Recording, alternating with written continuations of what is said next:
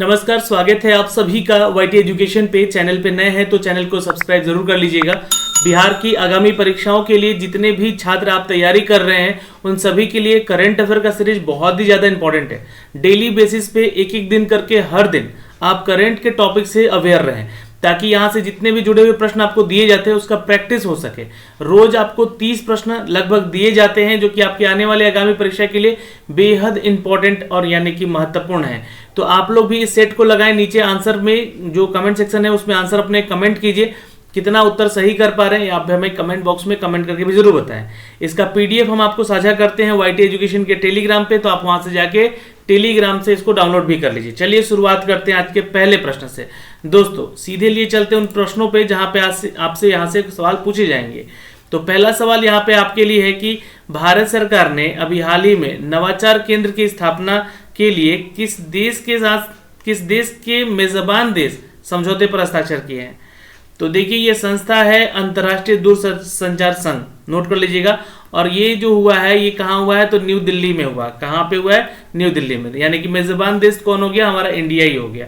तो नई दिल्ली में क्षेत्रीय कार्यालय और नवाचार केंद्र की स्थापना करने के लिए भारत ने अंतर्राष्ट्रीय दूरसंचार संघ के साथ मेजबान देश समझौते पर, जी हाँ ये एक्चुअली पूरा नाम है मेजबान देश, है ना, मेजबान देश समझौते पर एक हस्ताक्षर हुआ। इस समझौते का नाम क्या है, तो मेजबान देश। याद रखिएगा, इंपॉर्टेंट क्वेश्चन है। और यहां से दोस्तों केंद्रीय संचार मंत्री हमारे कौन है, तो ये आप नोट कर सकते हैं, श्री अश्विनी वैष्णव जी हैं। तो ये रेल मंत्री भी हैं, याद रखिएगा। तो अश्विनी वैष्णव और अंतर्राष्ट्रीय दूरसंचार संघ ITU जिसे हम लोग कहते हैं, इसके महासचिव कौन है भाई, तो अंतर्राष्ट्रीय लेवल पे याद रखेंगे हाओलिन झाओ, ठीक है। हाओलिन झाओ ने 3 मार्च को मेजबान देश समझौते पर हस्ताक्षर किया है। कब किया है, तो 3 मार्च को। तो ये 3 तथ्य यहां से आप लोग नोट कर लीजिएगा। हुआ है न्यू दिल्ली, भारत में। अश्विनी वैष्णव सिंह भारत की तरफ से हस्ताक्षर किए हैं, जो कि हमारे केंद्रीय संचार मंत्री भी हैं। और दोस्तों यहाँ पे हाओलिन झाओ के साथ ये समझौता हस्ताक्षर हुआ है 3 मार्च को, ठीक है, याद रखिएगा, इंपॉर्टेंट है। सवाल नंबर 2 पे चलते हैं। हाल ही में किसे जेट एयरवेज के नए CEO के रूप में नियुक्त किया गया है। क्वेश्चन इंपॉर्टेंट है, हर सवाल के लिए 2 से 3 सेकंड आपको समय दिया जा रहा है, आप आंसर जरूर कमेंट करेंगे। जेट एयरवेज याद रखिएगा दोस्तों, इंपॉर्टेंट है जेट एयरवेज, है ना। जेट एयरवेज के लिए दोस्तों नए CEO के तौर पे संजीव कपूर को चुना गया है। तो अगर आप उत्तर यहाँ पे डी कर रहे हैं तो उत्तर बिल्कुल सही है, नोट कर लेंगे। सवाल नंबर चलते हैं 3 पे। हाल ही में किसे अंतर्राष्ट्रीय नारकोटिक्स नियंत्रण बोर्ड का अध्यक्ष चुना गया है। अंतर्राष्ट्रीय यानी कि इंटरनेशनल नारकोटिक्स, जी हाँ, कंट्रोल बोर्ड इसको कहते हैं। तो आप लोगों को बताना होगा कि यहाँ पे किसके साथ ये समझौता, मतलब इसके लिए कौन जो है नियंत्रण नारकोटिक्स के लिए अध्यक्ष चुना गया है। बिल्कुल Jagjit Pawadia is the right answer. अगर आप उत्तर बी कर रहे हैं तो उत्तर बिल्कुल सही कर रहे हैं, नोट कर लेंगे यहाँ से। सवाल नंबर 4 पे चलते हैं दोस्तों, आंसर करिएगा। क्वेश्चन सारे एक्सपेक्टेड है, आंसर जो करना होगा आप लोगों को जरूर कीजिएगा यहाँ पे। और हर सवाल के लिए जवाब के लिए भी आपको यहाँ से जुड़ना होगा। निम्न में से किस अंतरिक्ष एजेंसी ने यूरोपा क्लिपर अंतरिक्ष यान विकसित करने शुरू कर दिया है।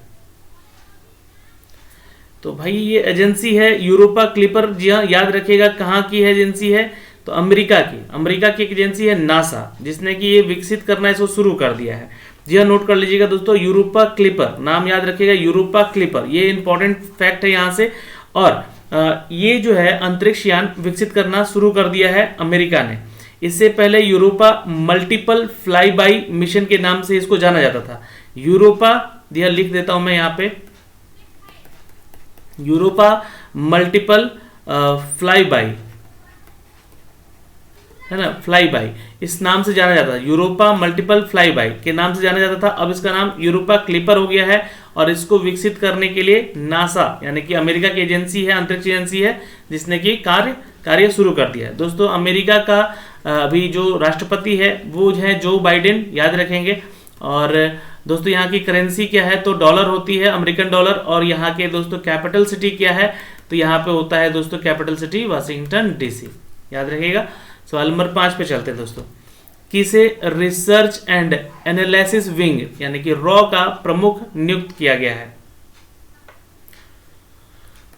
दोस्तों नोट कर लीजिएगा, रॉ का मुख्यालय एक क्वेश्चन पूछा गया है एग्जाम में, तो याद रखेंगे हेडक्वार्टर इसका कहाँ है, तो नई दिल्ली में है। रॉ जो है दोस्तों भारत की एक एजेंसी है जो कि गुप्तचर एजेंसी है, तो रिसर्च एंड एनालिसिस विंग कहते हैं इसको, फुल फॉर्म है इसका। नया नियुक्त किया गया है दोस्तों प्रमुख यहाँ पे, तो बिल्कुल याद रखेंगे दोस्तों सामंत कुमार गोयल, ए इज द करेक्ट आंसर। बिल्कुल अगर आप उत्तर कर रहे हैं यहाँ पे सामंत कुमार गोयल तो आपका उत्तर बिल्कुल सही है। सवाल नंबर 6 पे चलते हैं, आंसर कीजिएगा।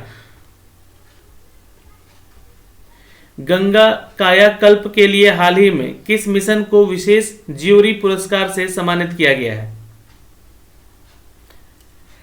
देखिए क्वेश्चन एक्सपेक्टेड है, गंगा कायाकल्प के लिए हाल ही में किस मिशन को, है ना, किस मिशन को पूछा गया, मिशन का नाम बताना आपको यहाँ पे। बिल्कुल स्वच्छ गंगा के लिए राष्ट्रीय मिशन। अगर आप उत्तर सी कर रहे हैं तो इनको दिया गया है विशेष ज्यूरी पुरस्कार, नोट कर सकते हैं दोस्तों यहाँ पे, इसको जानते हैं हम लोग NMCG, ठीक है, याद रहेगा ना, इंपॉर्टेंट क्वेश्चन है। National mission for clean Ganga इसका फुल फॉर्म होता है, तो ये याद रखिएगा एक तो। और ये दोस्तों आपको बता दें कि 7वां भारत उद्योग जल सम्मेलन और फीकी जल पुरस्कारों के नवीन संस्करण में विशेष ज्यूरी यानी कि स्पेशल ज्यूरी अवार्ड से ये सम्मानित किया गया है दोस्तों। ये एक इंपॉर्टेंट क्वेश्चन है, यहाँ पे 2 तथ्य जुड़े हुए हैं। एक तो ये 7वां भारत का जल सम्मेलन है, भारत का कैसा है, तो जल उद्योग सम्मेलन, जल उद्योग सम्मेलन है ये, ठीक है। और फीकी के लिए, फीकी जल जो है यहाँ पे नोट कर लीजिएगा, फीकी जल पुरस्कारों में ये इसका 9वां संस्करण है और इसका 7वां संस्करण है। ये 2 फैक्ट यहाँ से आपको याद रखने होंगे, ठीक है। चलिए तो ये याद रखिए किसको दिया गया, स्वच्छ गंगा के लिए राष्ट्रीय मिशन को। सवाल नंबर चलते हैं 7 पे दोस्तों, आंसर करेंगे। किस राज्य की police artificial intelligence data analysis में प्रशिक्षण प्राप्त करेगी? बहुत अच्छे, नीचे कमेंट सेक्शन में अपने आंसर कमेंट कीजिएगा। देखिए आर्टिफिशियल इंटेलिजेंस से पहले आप क्या समझते हैं, आर्टिफिशियल इंटेलिजेंस जो डेटा है इसे क्या समझते हैं? इसका अर्थ होता है कृत्रिम होशियारी यानी कृत्रिम दिमाग, यानी कि ये डाला जाता है दोस्तों रोबोट्स में यानी कि कंप्यूटर में भी। तो आपको बता दें ये एक ऐसा सिमुलेशन है जिसमें कि मशीनों को इंसानी बुद्धि यानी कि इंटेलिजेंस दिया जाता है, और या कहे तो हम लोग यहाँ पे दिमाग का इतना उन्नत किया हुआ एक विकसित रोबोट या फिर कंप्यूटर जो कि इंसानों की तरह सोच सकता है, समझ सकता है और कार्य वो कर सकता है। दोस्तों यहाँ पे आपसे वैसे तो आर्टिफिशियल इंटेलिजेंस के बारे में नहीं पूछेगा, बट इस चीज को आप ध्यान में जरूर रखेंगे, ठीक है, याद रहेगा ना।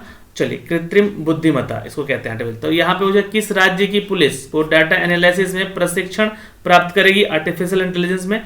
तो Kerala is the correct answer, B is the right answer. Note कर लीजिएगा यहाँ से दोस्तों, केरला के मुख्यमंत्री कौन है, नीचे कमेंट बॉक्स में कमेंट कीजिए। And who is the governor of Kerala, जरूर आंसर कीजिएगा। सवाल नंबर 8 पे चलते हैं, नीचे कमेंट सेक्शन में आप लोग भी आंसर कमेंट करते रहिएगा। भारतीय सेना कहां 3 दिवसीय शीतकालीन उत्सव का आयोजन कर रही है? बिल्कुल आंसर कर लीजिएगा दोस्तों यहाँ पे। और मैंने इससे रिलेटेड क्वेश्चन एक कल भी करवाया था, जो कि मैंने उसका उत्तर बताया था कि गुलमर्ग, है ना। तो गुलमर्ग कहाँ है, तो जम्मू कश्मीर में। तो जम्मू कश्मीर जो है एक हमारा यूनियन टेरिटरी है, तो भारतीय सेना जम्मू कश्मीर में ये 3 दिवसीय शीतकालीन उत्सव का आयोजन कर रही है दोस्तों। कहाँ पे, तो गुलमर्ग में, ये ध्यान रखेंगे। अच्छा, भारतीय सेना की डैगर डिवीजन और कमिश्नर और कश्मीर की पर्यटन विभाग के साथ ये मिलकर ये आयोजन किया जा रहा है। देखिए क्वेश्चन यहाँ पूछेगा किसके बीच में हो रहा है, तो एक तो याद रखिएगा डैगर, जी हाँ डैगर डिवीजन, लिखिए इसको डैगर डिवीजन। और दूसरा कौन है भाई, तो कश्मीर पर्यटन विभाग के द्वारा ये साझा किया गया है, और ये हो रहा है जम्मू कश्मीर में, ठीक है। कहाँ पे, तो गुलमर्ग में। सवाल नंबर चलते हैं दोस्तों यहाँ पे क्वेश्चन नंबर 9 पे, आंसर कीजिएगा। दिसंबर 2021 में कौन सा देश न्यू डेवलपमेंट बैंक यानी कि NDB का 9वां सदस्य बना है? हर सवाल का आंसर जरूर कीजिएगा यहाँ पे। देखिए NDB न्यू डेवलपमेंट बैंक इसका फुल फॉर्म होता है दोस्तों, नोट कर लीजिएगा, इंपॉर्टेंट क्वेश्चन है, आ सकता है यहाँ से क्वेश्चन पूछा गया है यहाँ पे। देखिए एक तो है ब्रिक्स, इससे जुड़ा हुआ है, ठीक है, ब्रिक्स लिख लीजिएगा, है ना, Brazil, Russia, India, China and south Africa, ठीक है, ब्रिक्स। ब्रिक्स कहते हैं इसको। तो ये ध्यान रखिएगा दोस्तों, इनमें ये 5 कंट्री हैं और न्यू ब्रिक्स कह लीजिए, नव विकास बैंक कह लीजिए, एनडीबी, जो कि 29 दिसंबर को, नोट कर सकते हैं यहाँ पे 29 दिसंबर 2021 को, ठीक है, ये याद रखिएगा, डेट याद रखिएगा। जी हाँ, यहाँ पे किसको बनाया है सदस्य इसमें, तो मिस्र को बनाया है। किसको बनाया है, तो मिस्र को बनाया, यानी कि आंसर सी हो जाएगा। मिस्र को नया सदस्य के रूप में शामिल किया करने की घोषणा की है। मिस्र जो है दोस्तों एनडीबी में शामिल होने वाला ये चौथा राष्ट्र है, ठीक है, तो ये ध्यान रखिएगा, चौथा राष्ट्र है। क्वेश्चन आ सकता है एग्जाम में, देखिए ध्यान से आंसर करिएगा। और आपको बता दें कि इससे पहले एनडीबी में, है ना, एनडीबी में और कौन कौन से वो 3 राष्ट्र हैं, तो ये ध्यान रखिएगा। इनमें से पहले बांग्लादेश शामिल है, पहला, दूसरा यूएई शामिल है, और तीसरा कौन शामिल है, तो तीसरा शामिल है दोस्तों यहाँ पे बांग्लादेश, संयुक्त राज्य अमेरिका और उरुग्वे, है ना, उरुग्वे याद रखिएगा, उरुग्वे, ये 3 पहले शामिल है और ये चौथा देश है जो कि मिस्र में शामिल होगा।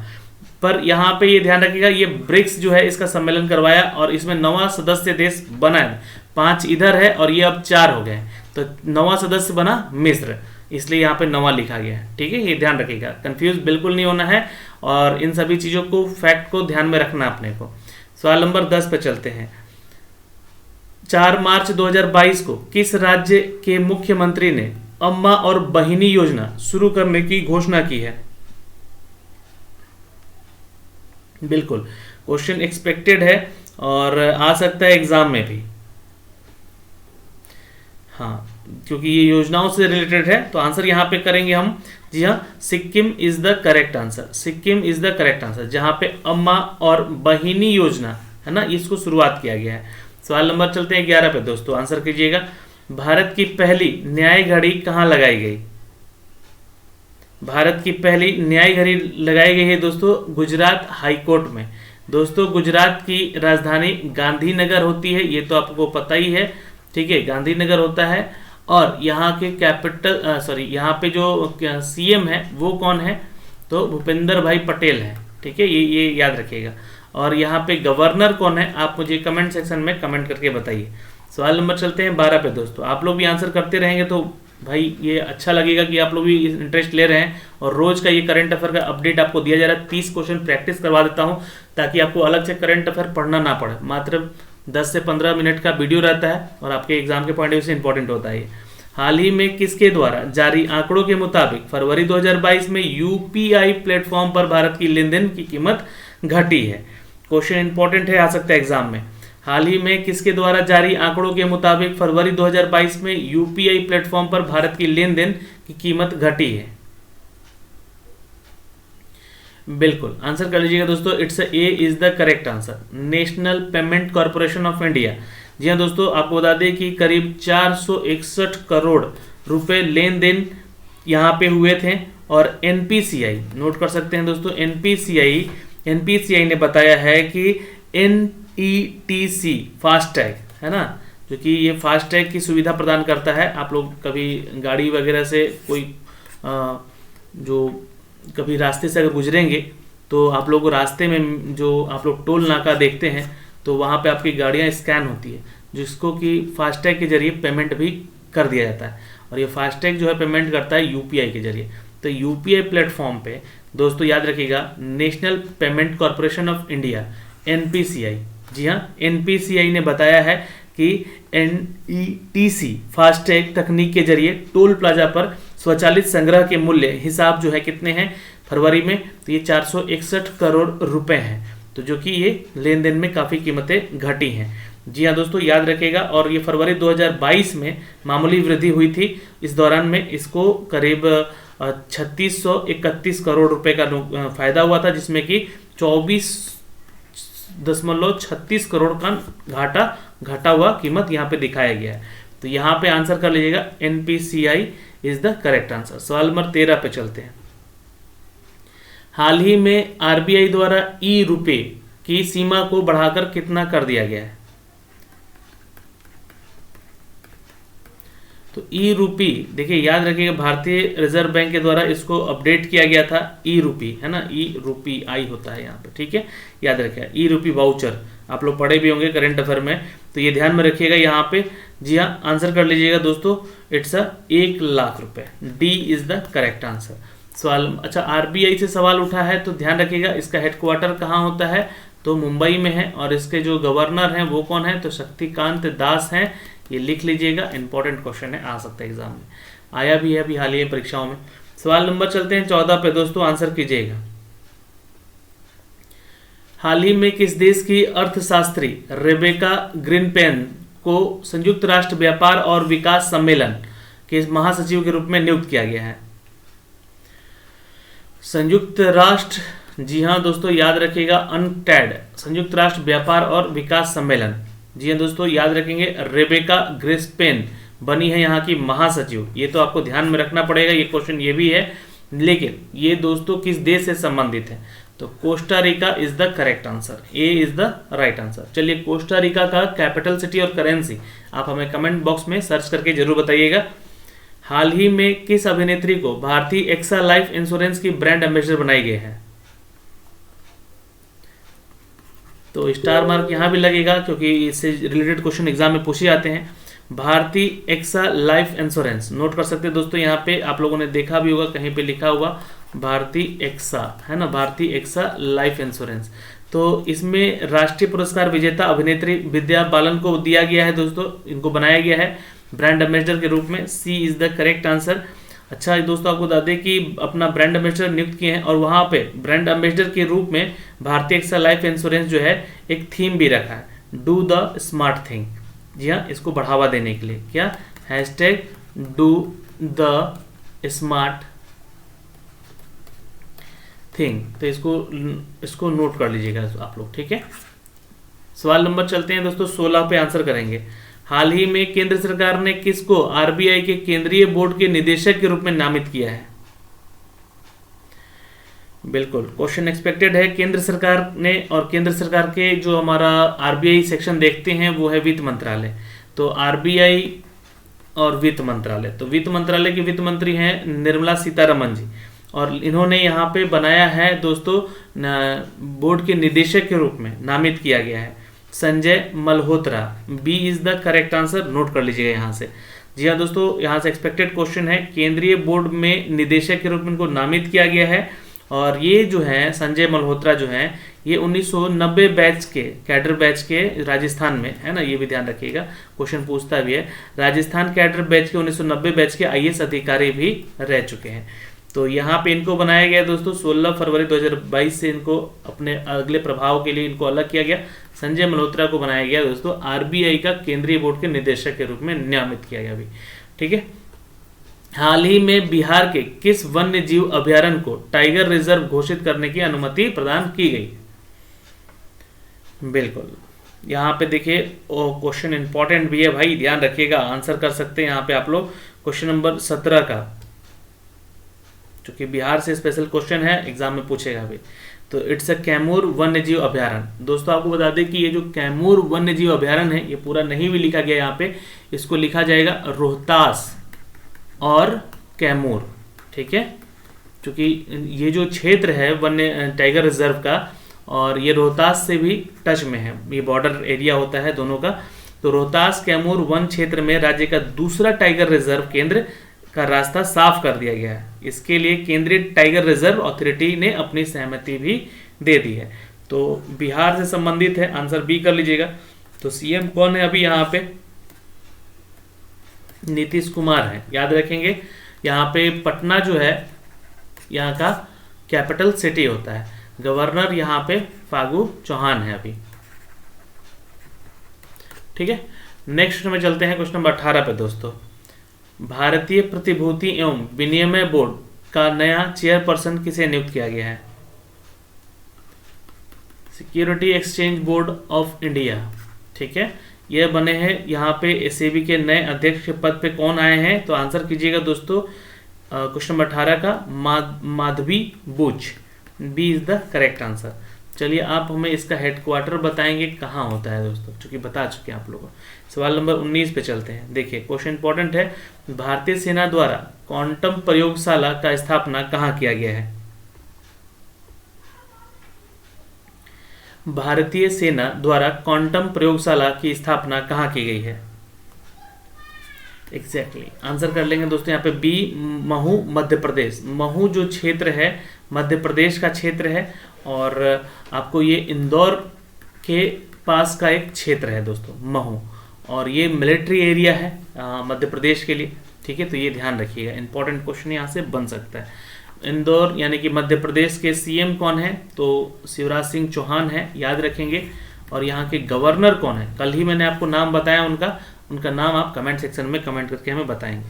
सवाल नंबर 20, हाल में किसने अंतर्राष्ट्रीय सौर गठबंधन के महानिदेशक का पदभार संभाला है?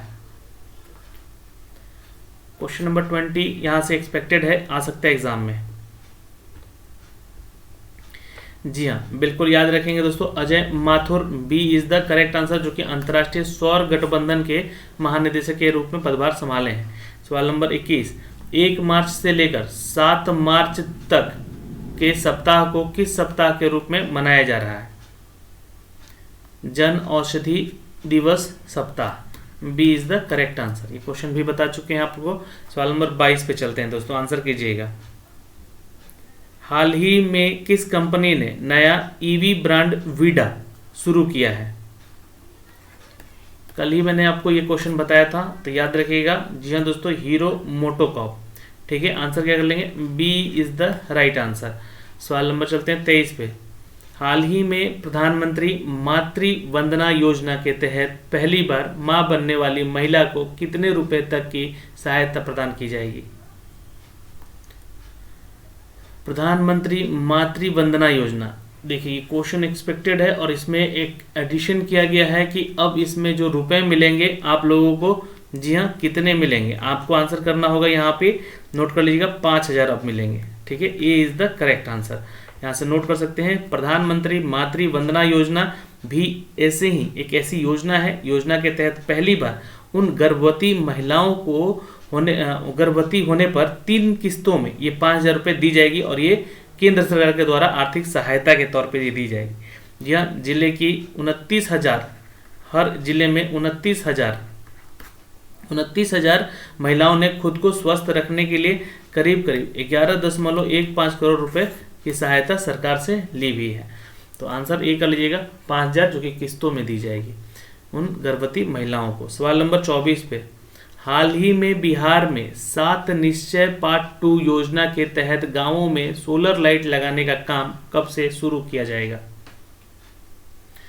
देखिए ये 7 निश्चय पार्ट 2 जो है योजना है और ये एक इम्पॉर्टेंट योजना है, क्योंकि 7 निश्चय पार्ट 1 भी बिहार के मुख्यमंत्री श्री नीतीश कुमार जी के द्वारा ये शुरू किया गया था। और इसमें बहुत सारे ऐसे 7 फैक्ट हैं जो कि बिहार के प्रगति को लेकर इसको शुरू किया गया था।